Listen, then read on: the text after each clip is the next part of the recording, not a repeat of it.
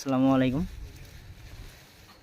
আমার 1 মাস 17 দিন বয়সের পাতারি, 1 মাস 17 দিন আগে এগুলো সব 2 থেকে 2.5 ইঞ্চি করে সাইজ দেওয়া ছিল। এখন 3টা মাছে 330 গ্রাম।